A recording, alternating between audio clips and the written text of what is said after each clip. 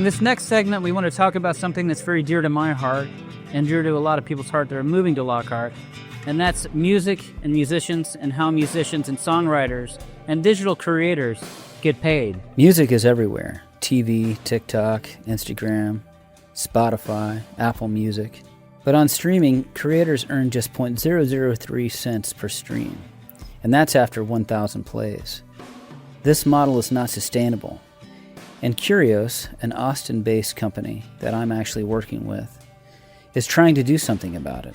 They're building a system where musicians finally get compensated for their art. And not just musicians, but all digital creators, authors, filmmakers, comedians, people who sell tickets. So come and learn how to do more of just that as I interview the people from Curios here in this next segment. And don't forget to tip the band. We actually have three core features. The first one, it's money, knowledge, and rights. On the knowledge side, it's knowing what's being consumed. You have raw data for, okay, how is my music performing? Who's buying my music? Who's buying multiple things from me? Who's a true fan? Who's a part-time fan?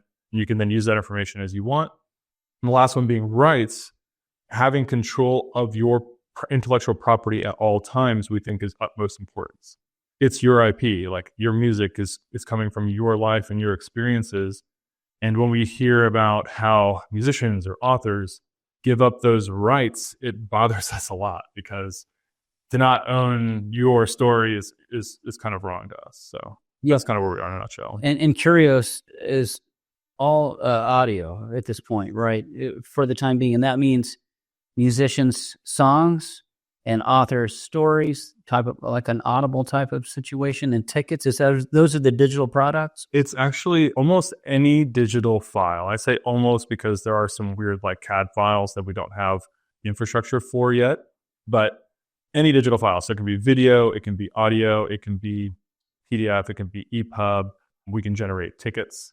So it sounds like it's a lot of different things, but in reality, if you can deliver a piece of audio safely with correct security around it, you can deliver video the same way. You can deliver a QR code for a ticket the same way. So our infrastructure is able to handle almost any kind of media. A lot of people that I've spoken with as a musician, as a songwriter, and a recording artist aren't aware of the royalty structure of the current platform. The current platform is basically Spotify, Apple Music, and there's a couple of other ones that kind of fall in that power territory. Yeah.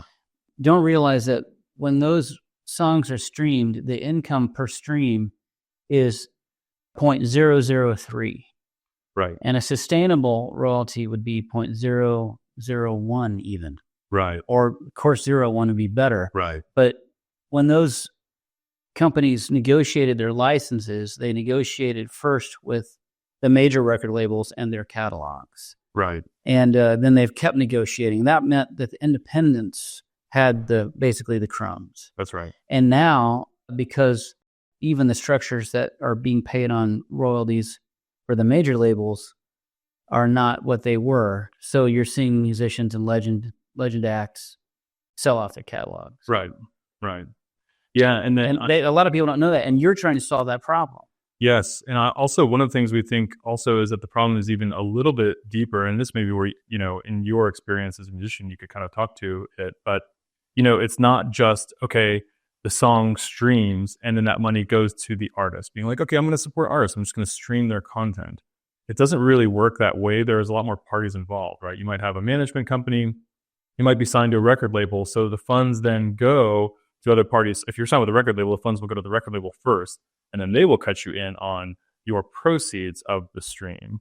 Management usually is artist beneficial. So, you have a manager for a reason. That's usually a good relationship that you've worked out. But that's a core thing that we think is interesting too, is that the full cut isn't going to you either. So you can have millions of streams and not be walking away with much cash at all. And that actually does happen quite a bit. We hear anecdotes from musicians, but Weird Al Yankovic has a pretty hilarious video on it where he thanks his fans for the 120 million streams that he got last year.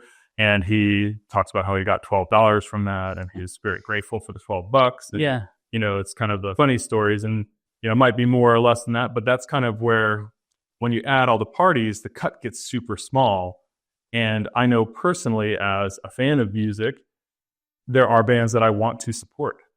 And so then you do it the best way you can. You go see them at their live shows, you buy their merch at the merch table, and then you stream their music. But all of those still have cuts to it. And so if there's a direct way that I can support the artist directly without it being necessarily charity, we kind of think that's a nice thing. So it's more than a nice thing. It's a revolution that needs to happen. A lot of people don't realize that now these companies that do this, the CEO alone makes $70 billion, $70 billion work versus the 0.003. I don't understand why they can't see that they're telling the golden goose that they're the Titanic and they're letting in water. And I don't get that. Where you have to have 1,000 streams to get paid your 0.003. Exactly. So you have to overcome this first burden of all this free content to then start earning, which we just think is so mismatched, because even if you're independent and say you're a small performer, you will have fans. And your fans come to Spotify to listen to you, but their Spotify subscription isn't making it to you. Just a fraction of it is making it to you, which we think is wrong. So, I think, it's unsustainable.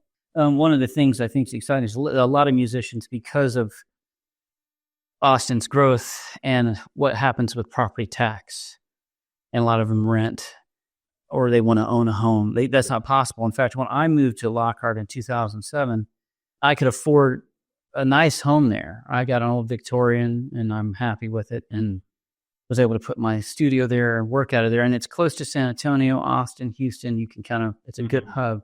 Now I'm seeing a lot of musicians come out and other types of creatives, restaurateurs, filmmakers, and they're making Lockhart home. Yeah. One of the reasons I wanted to talk to you and put you on the show is this type of idea is revolutionary for the musician's recorded catalog, what they call intellectual property. Yes. And intellectual property, what people may not realize, was the bread and butter of the music business. Yes. From its inception until 2012 or whenever this started, the streaming thing started to really take over. Yes. It was happening with Apple. People were going to iTunes to download a song, to purchase a song. Right.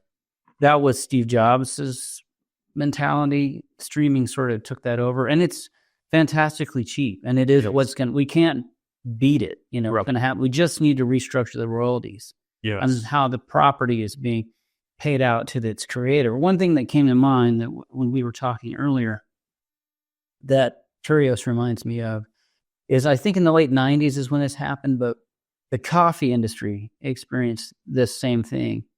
The payment of the people that were actually picking the beans became so minute that they stopped showing up to the fields. Right. And all that means the guy wants to buy a cup of coffee at Starbucks. He can't get his coffee. They can't get their main product. Yes. And so they restructured it to be called fairly traded. And they would put that on the coffee shop door. And it was on literature. And it was on, you could see it very clearly when you walk in the door. Fairly traded coffee. You see that in other products. Yeah. And I was always like, why isn't that the case with intellectual property? Right. Antitrust violation in a way. But we have such a big mess with the federal government. That's always the last on the list. The Grammys have tried to approach Congress about this. And that's when I started thinking somebody just needs to reinvent a restructured app. That's it. Yeah. And that's what you guys have done. Correct me if I'm wrong, but I think that's the goal. Oh, that's 100% the motivation. So not to be like, we're just going to try and light the world on fire and then have everything change. It's basically like we deeply, as we dove into the industry, music in particular, we just saw the deep need for complete structural change, like ground up structural change for how it's done. And, for us, we'll see success in a number of different ways. One, if our platform grows and we can start changing a little bit more consumer behavior, artists can be supported organically, independently, fully in control. That's our best case scenario. The second best case scenario is we provide a competitive alternative to streaming. And if we can provide a competitive alternative, then the streaming platforms will have to adjust, and they'll adjust their royalties. And I guarantee you, they will adjust them overnight. Oh, yeah. You'll be shocked at how fast the number changes to something much more sustainable, like a 0.01 or even like reducing the first 1,000 song barrier. You'll see like immediate changes overnight as soon as the competitive alternative exists. So we're like, well, let's be the competitive alternative. So we will drive the change in the industry. And then one of the nice outcomes could be, okay, users can start getting paid more. Yeah. And then we'll all have better content. Yeah. The thing to remember is that like digital consumption of music is at all-time highs. I mean, the amount of music being listened to, the variety of it, it's incredible this day, like in this day and age. Like I want to say the numbers are hard to actually calculate, but it's like every single American multiple times a day is listening to a different piece of music. Yeah. So the consumption is incredibly high, yet the creators are getting absolutely nothing for that new consumption. And the delivery of it is the cheapest it's ever been. Yeah. So it's like it's the middleman standing in the way. Exactly. Complete and utter mismatch. And a lot of it has to do with, I mean, you can speak to this well too, is the complexity of the music business as it stands now. It's in transition. Yes. And what's happened is the old record label model, which was the gatekeepers, they would keep part of your intellectual property in exchange for, a bad bank loan. Right. You're going to pay that back, but they get you in the system, they get you working. They don't have any product to sell anymore. So they're kind of going away, and they use their old Rolodex to get new artists. They take 360 degrees they take their touring. Yep. It's insane. And what I'm excited about Curios is that you're putting intellectual property power back to the curator. Yes. No matter who they are, a musician, a filmmaker, an author, a comedian, you name it. And I mean, I think there's other people doing that, but you're the one in Texas. That's exciting to me. I mean, one of the things that I thought of that was also exciting is that Texas is, I believe, the 8th largest economy in the world. Oh, that's interesting. And if Texas artists, and that's one thing I'm excited about working with you guys about to get that word out.